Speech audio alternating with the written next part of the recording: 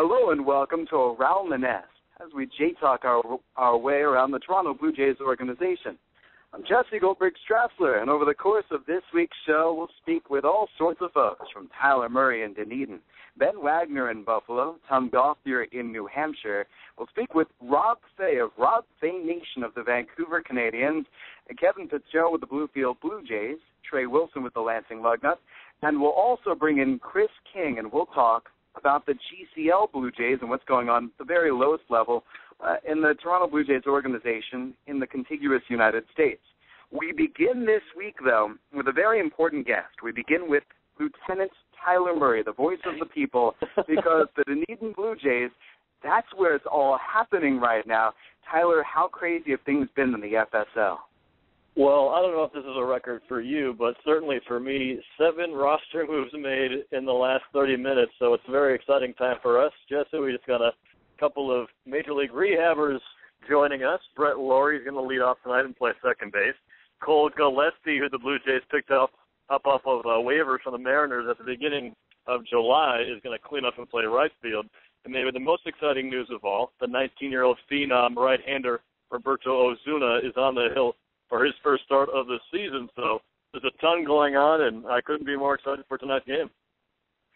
Just a normal game. Welcome to August. Oh, yeah, absolutely. It'll be a lot of fun heading towards the home stretch, and we're also very proud and happy to announce that Taylor Cole has been promoted up to Double-A New Hampshire. Well-deserved, long overdue, and he was 30 Ks away from setting the Blue Jays' all-time single-season record in Dunedin franchise history, but I guess we'll settle for 143 strikeouts for now. Just fantastic. And I think a lot of folks have been wondering when/if Taylor Cole would get that call up to Double-A New Hampshire. So give the Fisher Cats the scouting report on what they should expect with Taylor Cole. Well, his changeup might be the best pitch we've seen in the entire Florida State League this year.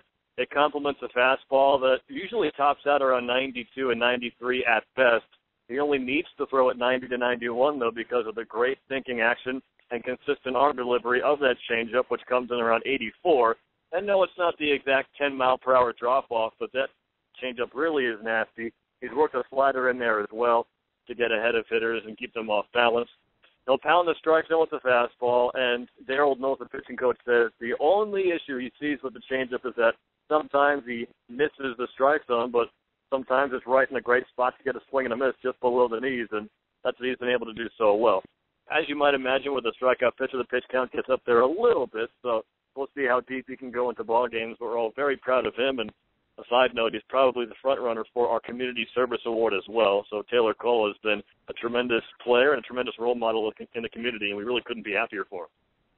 We get a question of the week, not just for us, the broadcasters, but also Bluebird Banter has been giving us a great question each week, and I wonder if Taylor Cole might be a good potential answer. The question was, if the Blue Jays had traded a prospect at the trade deadline, which one player from your team would you have been most sad to see leave the organization? Well, it's a good question, and I don't think Taylor Cole's trade stock is going to be higher than what it is right now. I'm not saying that he can't improve even more, but he's leading minor league baseball in strikeouts by double digits, so a pretty high commodity there. And obviously you don't like to see anybody go, but if I had to pick one guy who I might be sad to see leave in terms of personality and what he brings to the team, maybe you can agree with this, Eric Sekula. He's just been tremendous out of the bullpen this year. A great team guy, very popular around the clubhouse, and the way he locks down games this year for the Blue Jays, it's been remarkable. I thought we saw the best we'd ever see with Danny Barnes, who got 34 saves, still the record 2 years ago, and he's still got that caliber stuff. When Sekula's come in and stepped in for Barnes, who's been on the DL for a couple of months now and done tremendously well. On the offensive side, Dwight Smith Jr. leads our team in pretty much every offensive category, even though he's been on the DL for about a week with a shoulder injury. So it's been a bit of a new-look lineup as of late, but I think those two guys certainly stand out as top performers, and maybe even Matt Boyd you could talk about, a guy who has certainly propelled himself into the upper echelon of prospect discussions with the way he's been able to pitch in the FSL this year. A great guy as well. So my answer is I don't want to see anybody traded because I love all these guys, but as we all know, that can be a great step forward in an individual's career if they're traded and seen as a highly touted guy to get moved. That's related to our Around the Nest question of the week. I guess there's huge overlap. Sean Kuykendall sent this in. What are the most popular players on your team, both among their teammates and among your fan base? Well, I think Jorge Saiz has done a really good job of acclimating himself to the clubhouse here at the Blue Jays. We heard about how good of a guy he was in Lansing and how everybody liked him, and I don't think it's any different at the advanced A level. So Jorge Saiz has been great. Tony Davis is always a fan favorite and a clubhouse favorite. Just a nice guy out in the community. He always loves talking to fans. And Taylor Cole, of course, as we said, definitely our front runner for the Community Service Award. He's been out there pretty much every single opportunity he's been given to do a reading event, to do a kickball game, or to show up and watch a movie with some kids at the Clearwater theaters. He's just always out there. So I'd say Taylor Cole is a very popular guy and a very fun guy to be around, and it'll be a little bit different without him in the clubhouse, but as we've seen all year, the Blue Jays have enough depth and enough talent to step up and fill the hole.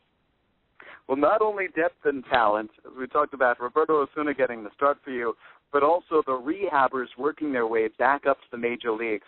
What has the rehab experience been like for you in your time in Dunedin? You're getting Brett Laurie back in town, so what is this like, seeing those rehabbing Blue Jays? Well, it's a lot of fun. Obviously, it's a lot of fun publicity for us down in Dunedin, and you can often tell that some of the regulars here in the FSL, the advanced A minor league prospects, will still have their fun, they'll still goof around, but they always keep at least one eye over towards the big leaguers to see how they handle themselves. And maybe the first time through the organization during his early rehab, since Brett Laurie was kind of a wild child, an energetic guy, and he still is, but second time and third time through now, he's definitely calmed down a bit, showing the professional attitude, showing the young guys what it takes to make it to the big leagues. And he's still just 24 years old, so a lot of guys are on the same age bracket as him. So very interesting to see how the younger guys react to a guy like Brett Laurie, who's made it up there at such a young age himself. And it definitely is a good learning experience for everybody. And I don't think there's any bitterness in having playing time taken away, because it's a big service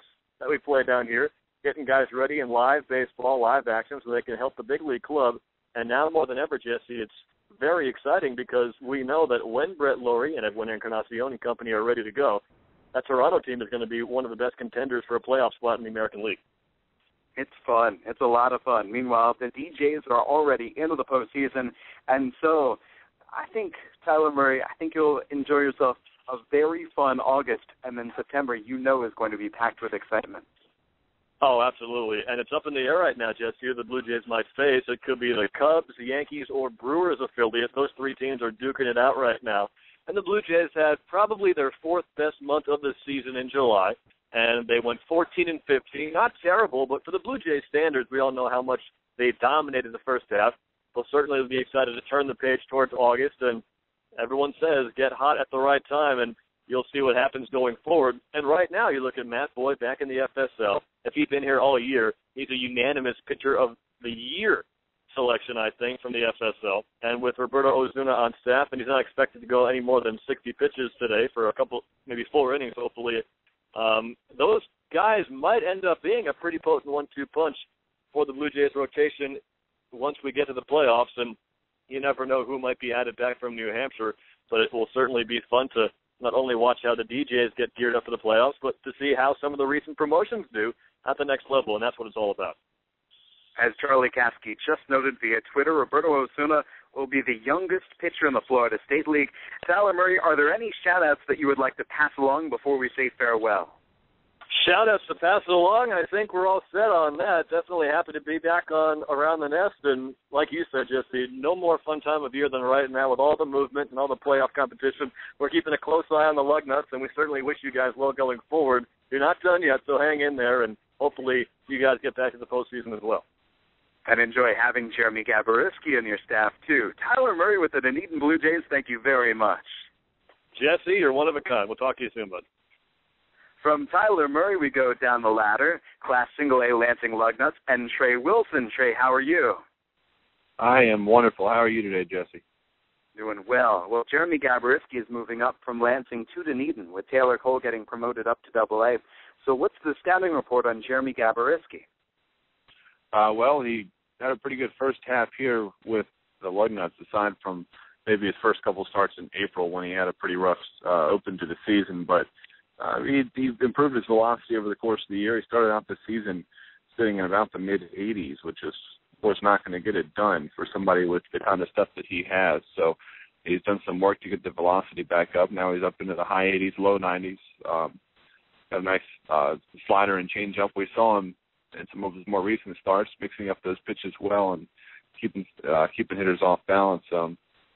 Lately, he's become a little bit susceptible to giving up the home run ball, and we saw that through a couple of the recent outings. They had a shift recently towards being more of a fly ball pitcher. His pitches are up some more after, he throws a sinker, he throws a two-seam fastball, and he tries to live off of getting ground balls. That wasn't the way that it was working for him lately, but it was all working out. He has been the ace of this staff for pretty much the entire season.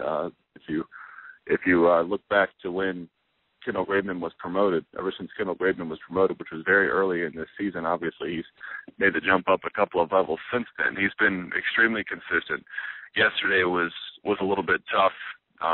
The pitch count kind of chased him out of the game a little earlier than I think he would have liked to have been removed. He didn't make it past the first inning. He pitched through just one.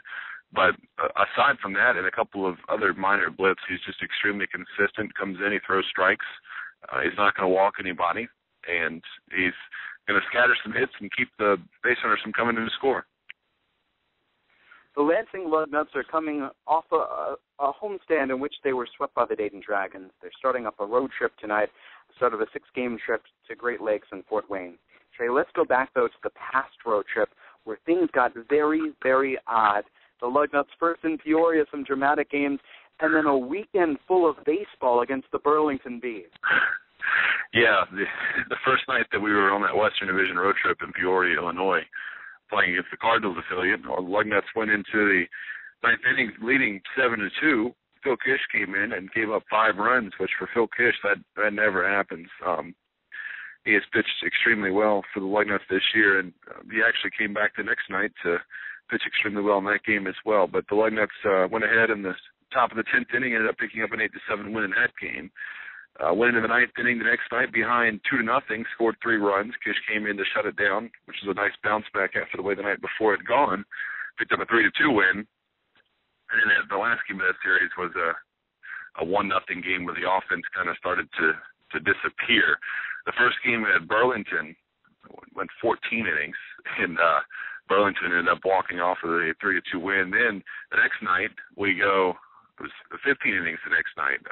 3-2 win for the Lugnuts to finish that off, and then came out and took care of some business early in the finale to pick up 2 out of 3 games in both of those road trips against the Western Division. The Lugnuts have had a lot of trouble with Western Division teams this year, so that was a great finish to the last 2 sets of games against opponents from that side of the league in this season. Don't have to worry about them anymore. And then the Dayton series started, and things just continued to get weird.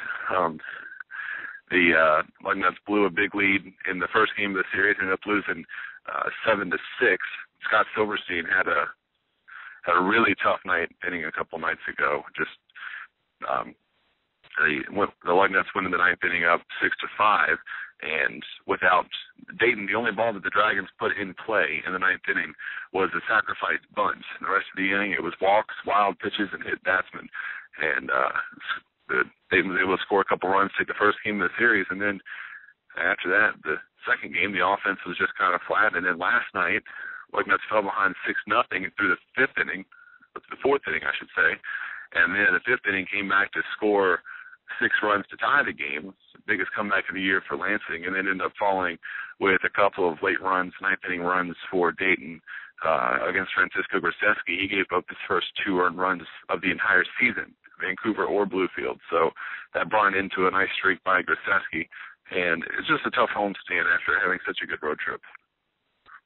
On the other hand, if anyone's wondering, it's such a long baseball season, it becomes such a drag. Oh, no, the season has a way of livening up even the routine nights, like a game like yesterday. The Lugnuts lost at 8-6, and yet we saw that stirring of offense. They weren't done in the mid part of the game. The offense definitely came alive in the middle of the game, and then it did kind of die out again.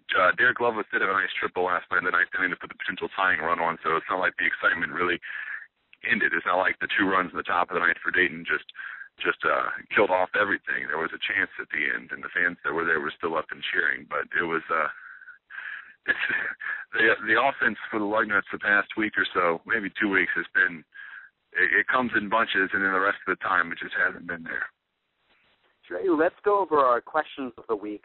The overlapping questions from Bluebird Banter and also from Sean Quickendall.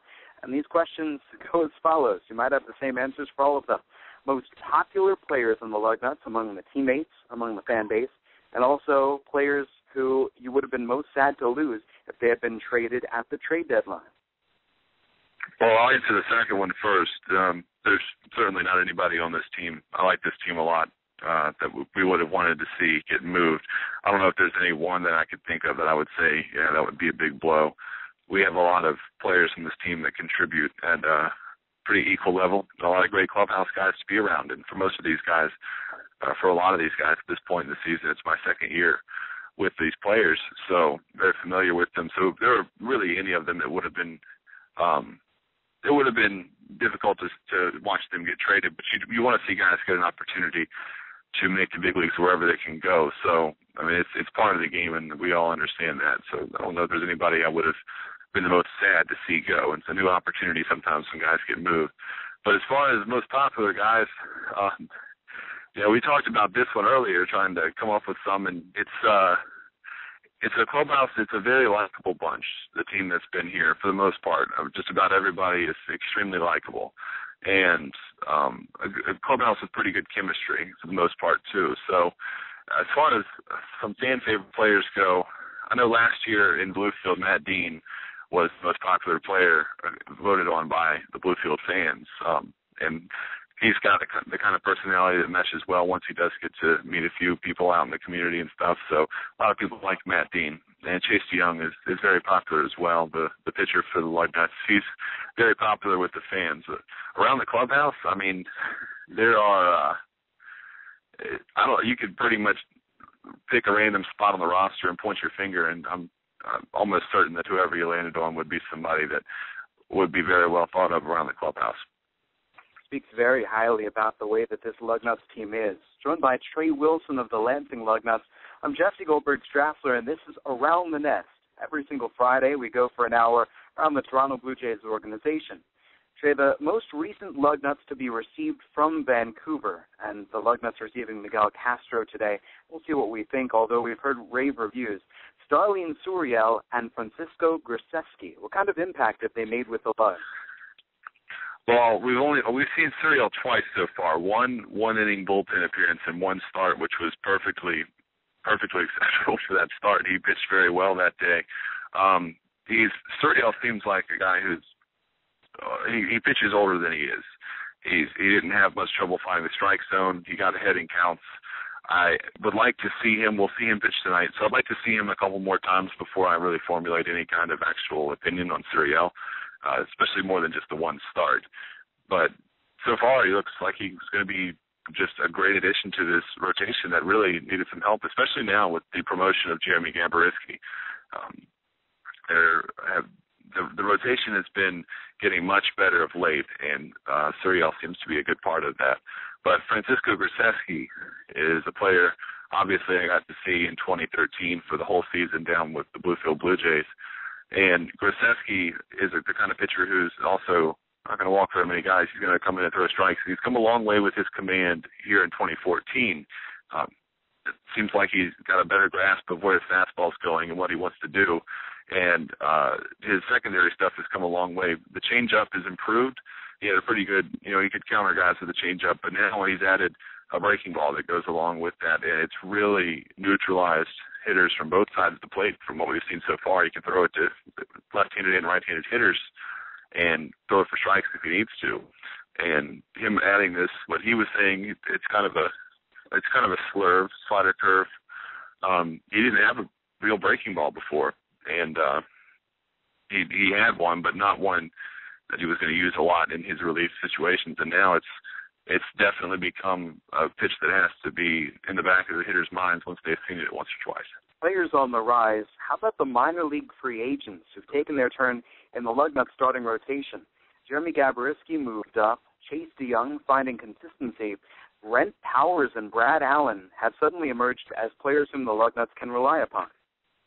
It's so true, and with both of these guys, there's always a little bit of hesitation when you see somebody getting signed as a minor league free agent because you think, all right, these guys are 25 years old. They are, both of them are. They're coming in, you know, what are they going to be able to give us? We know that they're going to come in and they're going to throw strikes, they're going to eat up innings, and that's something that, with a lot of the injuries that have happened this year in Lansing, was needed. But both of these pitchers have exceeded expectations of my expectations.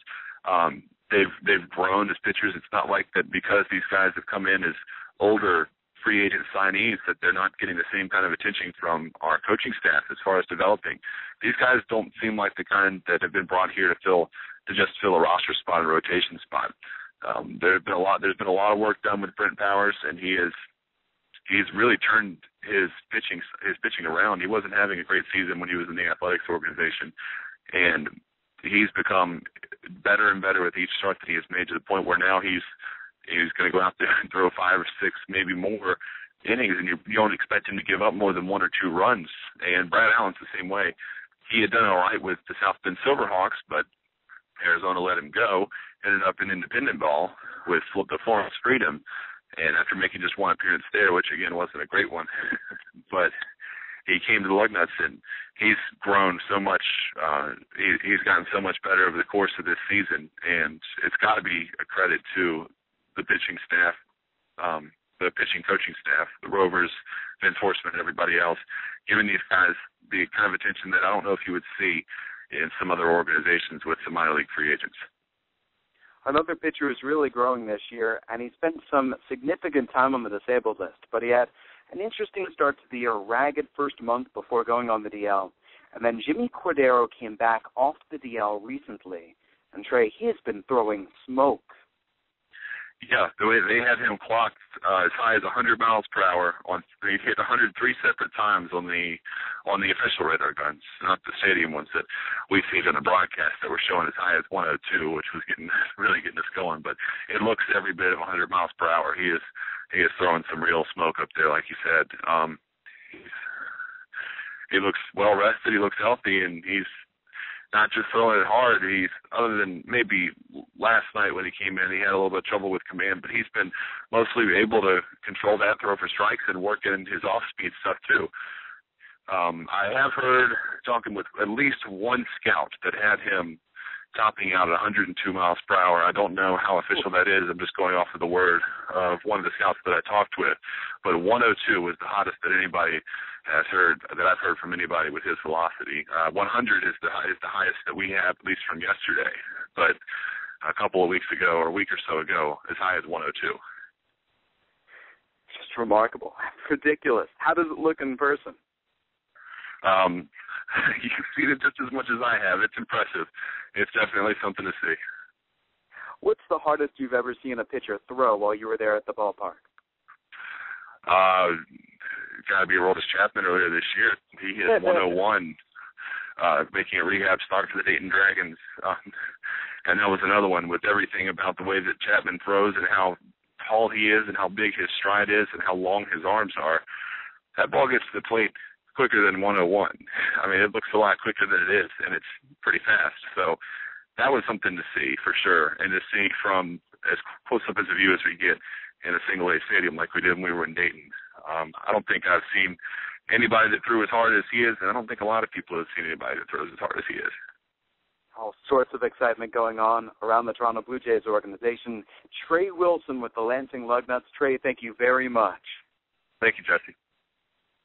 From Trey and Lansing, let's jump down 2 levels and join in with the voice of the Appalachian League's Bluefield Blue Jays, Kevin Fitzgerald. Kevin, how does this find you today?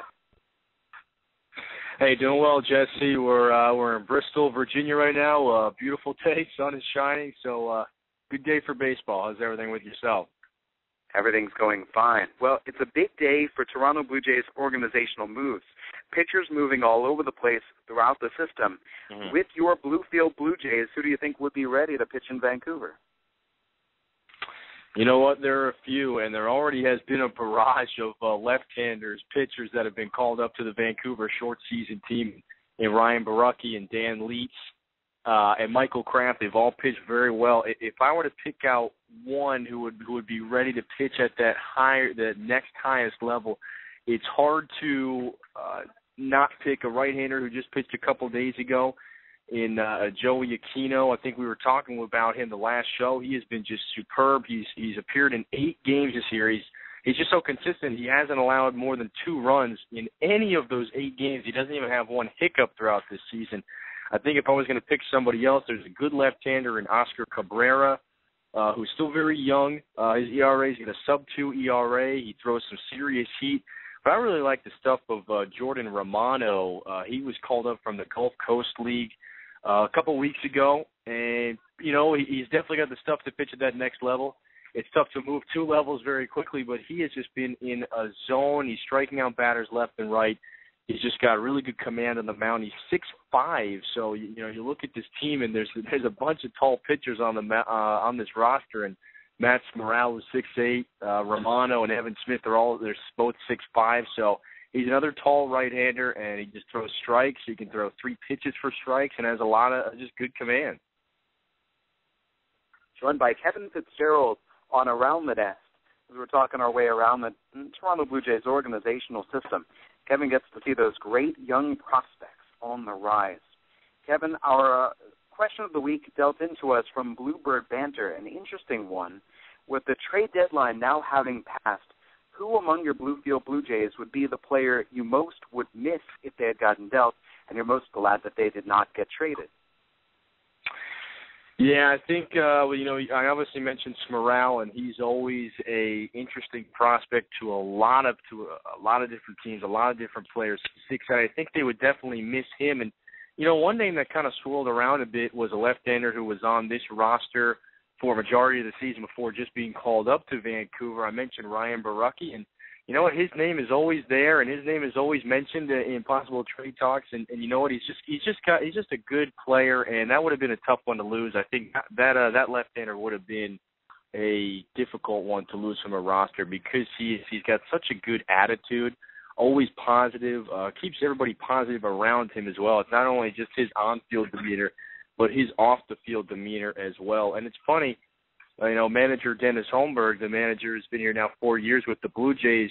On the bus ride yesterday, he stood up in front of the guys and said, "Hey, everybody, listen, they were just coming back from 2 straight wins. Everybody was feeling good." And he kind of put everybody, sat down and said, "Listen, today's the trade deadline. You don't know what's going to happen. You can't just sit down and try and mail it in for one game every here and there. You never know who's watching. You never want to play at a level lower than what you're capable of because 2 years ago, he said there were 2 guys on a Bluefield roster that were in a trade and were those young prospects that were in part of a trade. He said you never know when that's going to happen. You got to always keep that in mind, being the trade deadline on July 31st. He said don't ever decrease your motor by 1 notch because you never know who's going to be watching. There are scouts everywhere, even if you wouldn't know about it.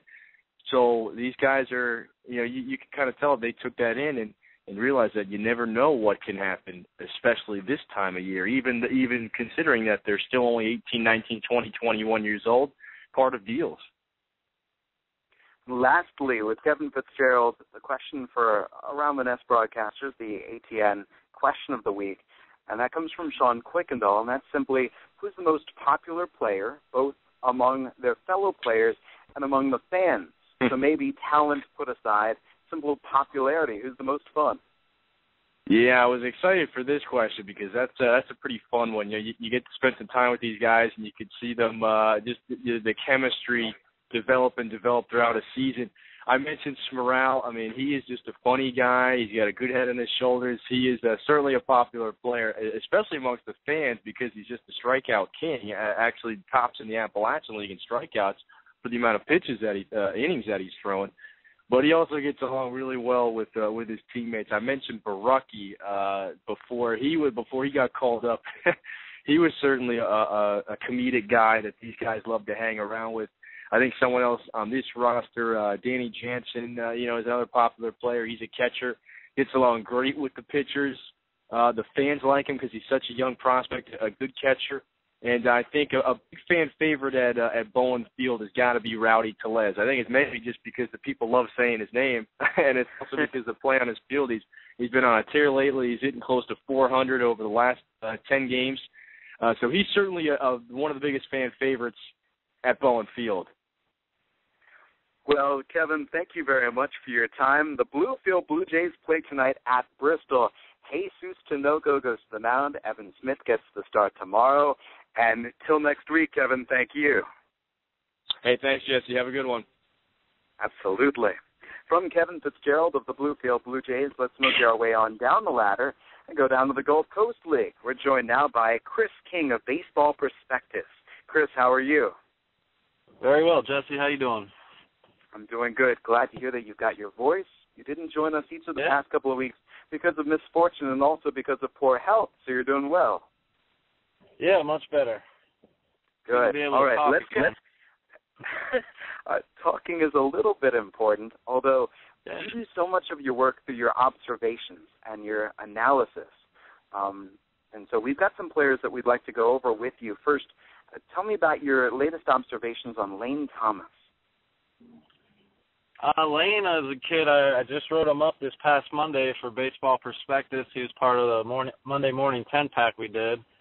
And he's just an overall good ball player. He's got a lot of future average to above average tools with his speed. He's got a very, very good arm from center field.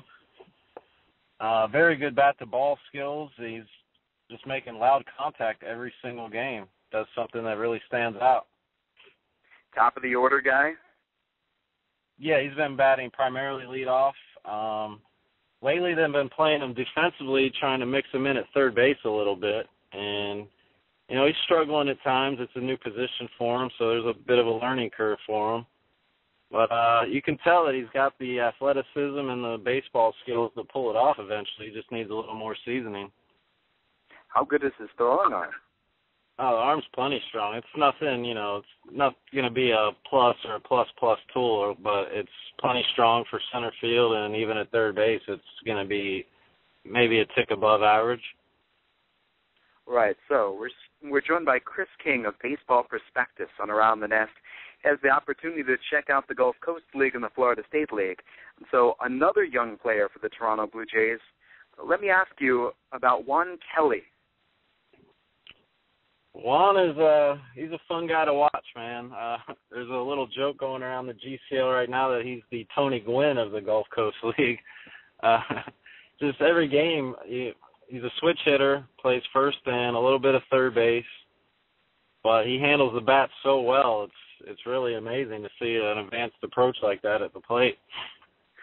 Well, he's only 20 years old, and the interesting thing, I'm seeing him listed at 5'10", 155 pounds, and yet he plays catcher and first base. And I don't think of a very slender sort of switch-hitting, slap-hitting sort of guy being a catcher or a first baseman. Yeah, I was actually talking to a buddy who's pretty familiar with the team and just trying to get clarification on that lifting weight, because from where I sit, he's not 155. Well, let's just ignore that then.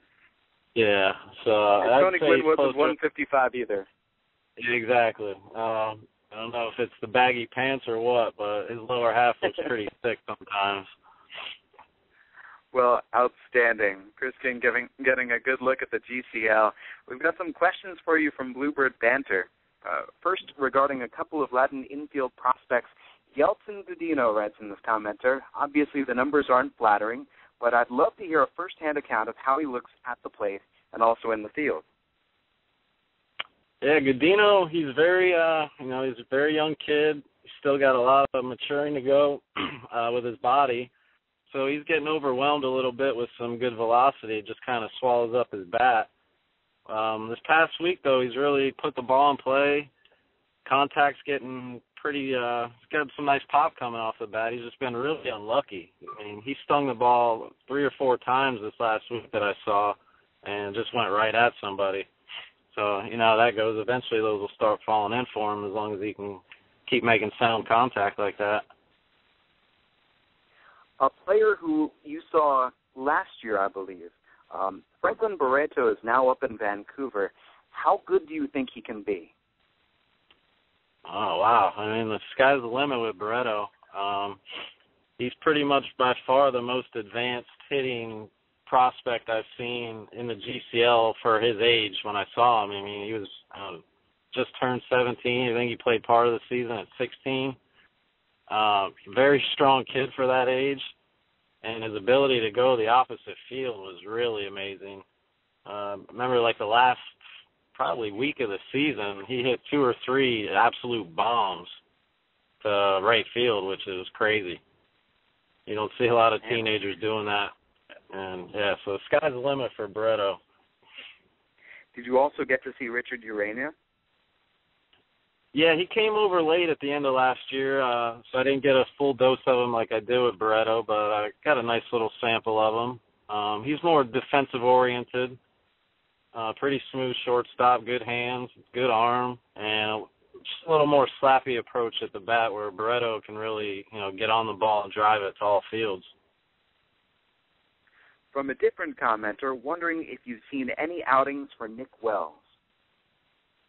Yeah, I was actually, I was at his start this week. So I saw it. I know the numbers weren't that pretty. I did get some very positive reports from his previous start, though. I think he went like 5 shutout innings when they were on the road somewhere a couple of weeks ago. Yeah, against the Pirates, 5 innings, 2 hits, 1 run. Yeah, so, just a little blip on the radar, I think. He's a big, tall lefty, sits in the low 90s. He was just leaving the ball a little bit too much over the plate, and, they made him pay for it. Lastly, speaking of specific players, he's now arrived in Vancouver. Gunnar Heidt, and maybe I'm mispronouncing his last name, Heidt. So he was a Toronto Blue Jays 2014 draftee, 13th rounder out of the College of Charleston. He was able to play 6 games in the GCL before moving up to Vancouver. Did you catch any of Gunnar's performances? Yeah, I saw him play I think 2 games I saw Gunnar.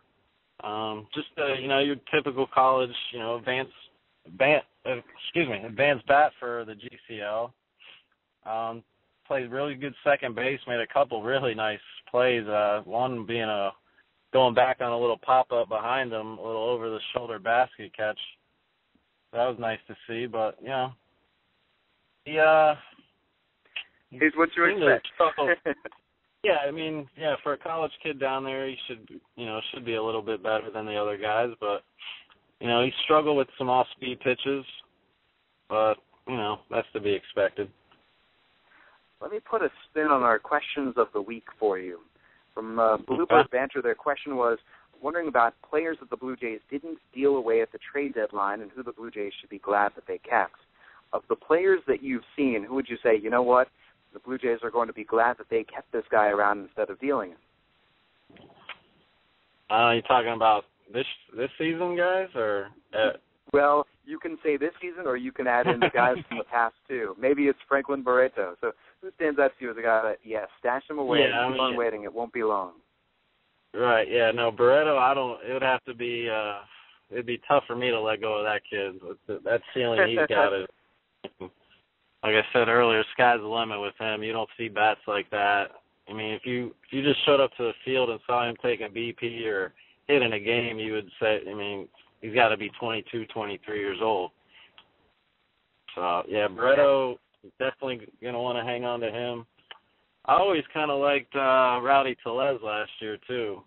He got a slow start, but you don't find power like that. It's just not around as much these days, and he's got it in spades. Are you surprised that he got off to another slow start this year? I wouldn't say I'm surprised, but, Rowdy's he's an aggressive hitter, and what was really nice to see last year, he made some good adjustments, and when a young player is able to do that, that really sticks out, and he really did that at the end of last year. He started really driving the ball opposite field, which is always a good sign, especially for a power guy, too. I have no idea what you'll make of this spin, but I figure since it'd be unfair to ask you which players are most popular with their teammates or with the fan bases, are there any players who stood out to you that wherever they go, whatever they bring on the field, they bring energy, and that energy is contagious? Yeah, this season I've heard good reports from Reed Foley. Guys kind of really listen to what he's saying, gravitate towards him a little bit. But I mean, it's tough to say. There's not really a lot of fans at these games. There's, if we get 5 or 6 people, it's a big day. So it's tough to really know who the fans really like. No worries at all. Chris, I really appreciate your insights. Thank you very much. I'm going to hop inside. I'm outside the Dunedin Stadium now. I'm going to go watch a little Roberto Osuna right now. Brett Laurie and Cole Gillespie, and who knows who else might stand out, but enjoy some Roberto Osuna. I will do. I'll talk to you later. All right, Jesse. thank you very much. Right, Chris King of Baseball Prospectus. And from the GCL, let us go all the way up to the top of the ladder and AAA, Ben Wagner with the Buffalo Bisons. Ben, how's your week gone? Oh, things are great. Weather couldn't be more wonderful than what we've got in Western New York, and the Bisons have been playing some outstanding baseball from all aspects of the game, from the pitching to the bullpen to obviously the offense rallying to really have a successful homestand. And Buffalo tonight has a chance to go 8-2 to wrap up a 10-game homestand. We just talked about good news with other teams in terms of the players and the prospects and that sort of optimism and positivity. I want to talk with you first about the good news revolving around Sean Ochinko. I heard your pregame interview with him earlier this week. It's so good to hear that he is now well and the recovery that he has had to undergo and battle through after being caught in a very serious situation. I only heard his words, so what is it like having him around in person? Well, it's great, and you can tell that he definitely feels appreciative about the opportunity to be back on the field, not only from a competitive standpoint, and that means, his body's ready to go and he feels wonderful, and he feels like as an athlete, he's ready to perform after a lengthy layoff. But I think from a mental standpoint, too, he needed to be back on the field. He needed to be surrounded by teammates and feel that clubhouse camaraderie because, as many people have echoed, even from the big league rehab standpoint, you get out in Dunedin and you go through the early morning work hours and you go through your regimen day in and day out. It becomes a very lonely place. And then when you're even removed farther from that, when you're shut down from baseball activity, it was a very trying time for Sean. And with the support of his mom and dad and his girlfriend, which were 1 through 3 that he rattled off immediately on how he got through a very difficult 3 months trying to bounce back from the injury, he knows he has been very fortunate in terms of where the ball hit him on the side of the head, that he was even allowed to even think about coming back to baseball, let alone actually make it back to AAA. Joined by Ben Wagner, the voice of the Buffalo Bisons. You mentioned how well things were going for Buffalo. Things are going equally well for the Toronto Blue Jays. Do you feel a connection? They got hot, you got hot. Baseball is very fun right now. When both teams are performing well at the same time, it works out well for the entire organization. And when you've got some calmness, and I say calmness in terms of success, that makes everybody feel like they're in a less of a panic mode. And when the Buffalo Bisons, can do well, that doesn't matter because their ultimate goal is to provide or be an insurance policy for the major league clubs. So when you've got both teams driving, there's good feeling from both sides of the border here in Western New York. There's no doubt. Well, and we know what the crowds are like in the atmosphere, like at Coca-Cola Field. Who's really feeding off it right now for the Bisons? Who's leading the way?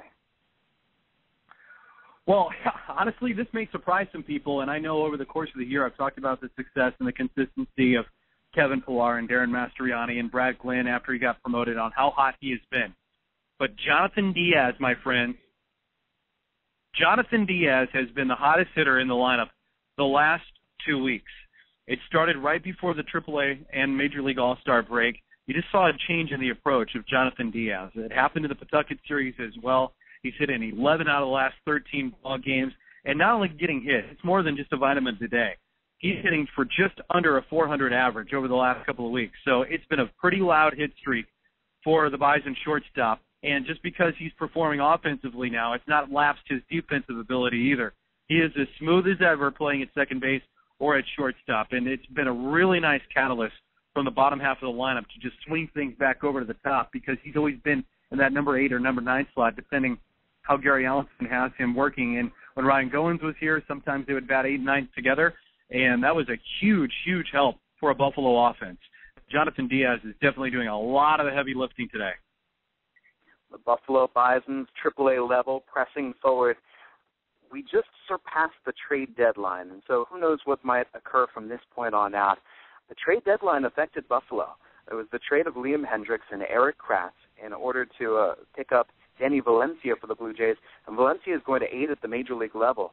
But where were you when you found out that Liam Hendriks and Eric Kratz had been gone? I was actually in the press box when the news started to break. I saw the original lineup. Kratz was part of it. He had been scratched, and that happened pretty late in terms of our day. And when you get wind of a lineup change, especially this time of year, plenty of antennas go up and red flags get raised. And it was around 6:15. We were just a couple of minutes away from going on the air with the pregame show, and you adjust your lineup, and that's why you write them in pencil every day.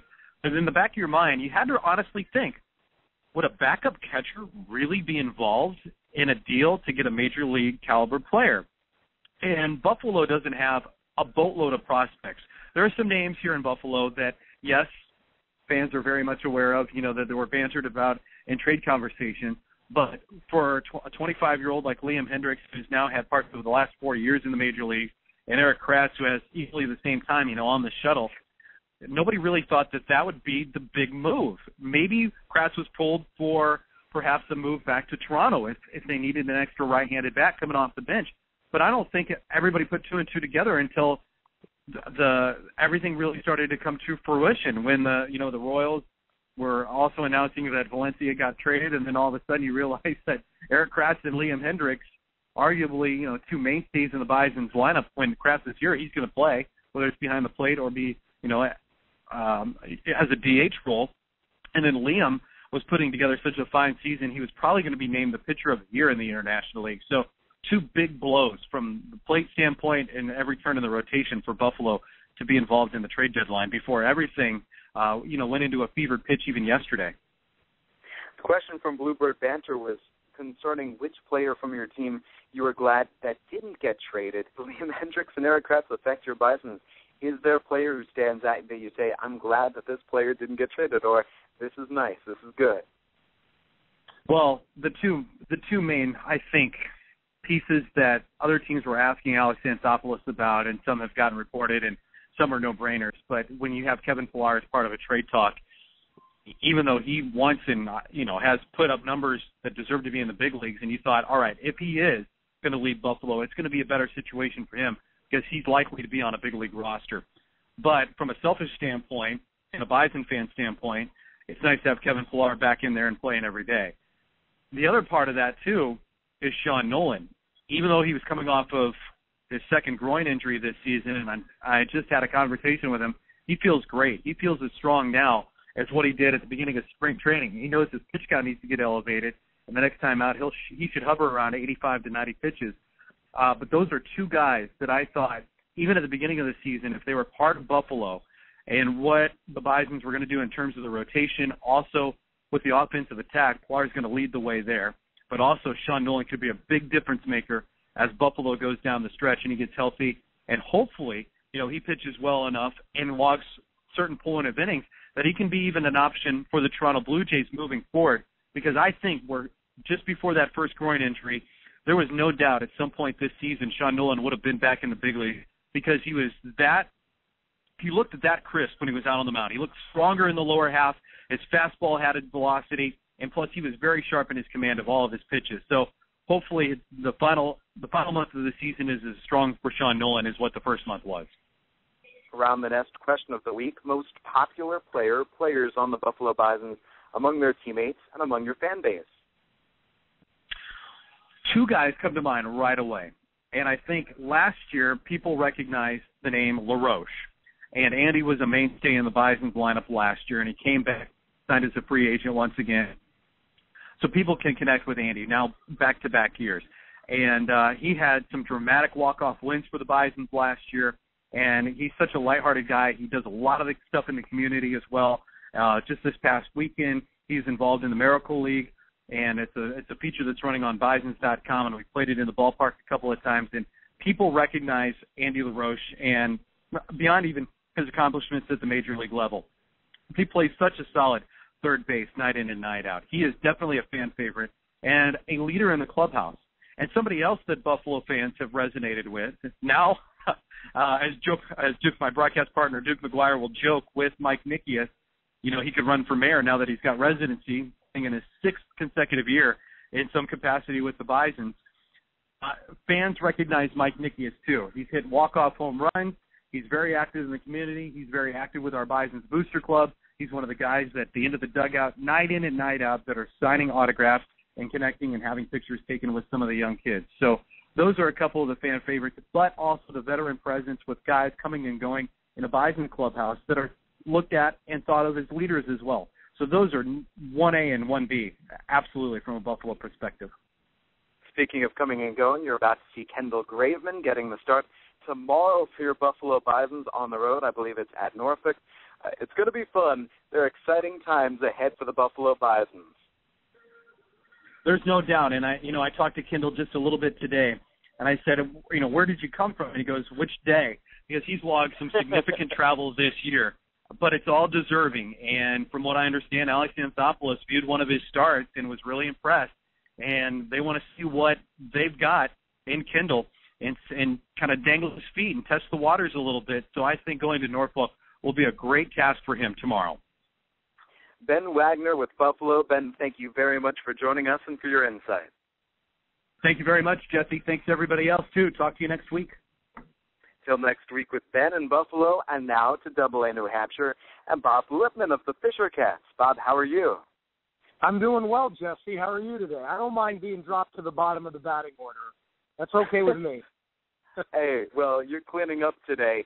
Were you there? Did you get to see Kendall Graveman's first and only AA start? Yeah, how about that? You got hit a little bit in our ball game. His AA debut, by the way, came Monday night. We were in Binghamton, New York, and Graveman had just flown up from Florida, made the start on Monday, and as not hit particularly hard, gave up 8 singles in the ball game, but limited the damage, left after allowing only 1 run, and the Fisher Cats came up with a win. I woke up for breakfast the next morning, had a brief chat with Kendall, and I said, look forward to catching up with you when you get back to New Hampshire, but he sure didn't spend much time here in New Hampshire, did he? No, he zoomed on upwards, and now he's going to be in AAA, and it's rather remarkable for a guy who told me in the first month of the season that he had simply been caught in a numbers game in spring training, and that's why he was starting with Lansing instead of Dunedin, and he was just going to work his hardest and hope to get to Dunedin. And now he's with Buffalo, and I hope that he enjoyed himself in Binghamton, New York. Certainly looks like it. Yeah, he was our second member of the 2013 draft class to make it here to New Hampshire. Matt Boyd, who's back with Dunedin right now, was the first of the 2013 guys to make it here, and then Graveman out of Mississippi State became the second. What is the usual for you? What's the norm for, let's say, a draft class in getting up to AA? From a previous draft class, it's almost unheard of. Marcus Stroman came up to the Fisher Cats the year he was drafted, and other than that, it's typically been a couple years cycle in order to get the guys up here to New Hampshire. Man, so this has been nice. You've enjoyed yourself. I know that New Hampshire's record this year, currently it's at 52-59, and yet things are happening. Dalton Pompey scooting upward, Daniel Norris arriving with you. Let me ask you first about Dalton Pompey, who began his time in New Hampshire in a terrible slump. And now I look up and he's batting .286, and every single game he's going off. He hasn't played, though, since July the 27th. Let's begin first with the light bulb clicking on for him at the AA level. Yeah, I wasn't worried. I think I told the story on the air that Pompey actually had apologized to me after that start for the Fisher Cats. He was 1 for 25 at one point in his AA career. And you just mentioned July 27th. He has not played for us since last Sunday. when he left the game with a quad strain, so he's missed the whole weekend. He is not in the lineup here for Game 1. We have a doubleheader coming up here in just a couple of minutes against Reading. I don't know if Pompey will play Game 2, but I watched him run the bases with our athletic trainer, Bob Tarpey, looking on before the game, so hopefully they were looking for good news. They did not disable Pompey, but he's not played. But he's reached in 15 of 16 games. He's hitting .403 over his last 16 games, and that's what's happened to Pompey, who has just been terrific. Meanwhile, Casey Lawrence, I just know every single time out there, he's going to give you 6, probably 7, maybe even 8 innings, and there are going to be very few runs scored against him. It's a nice constant to have.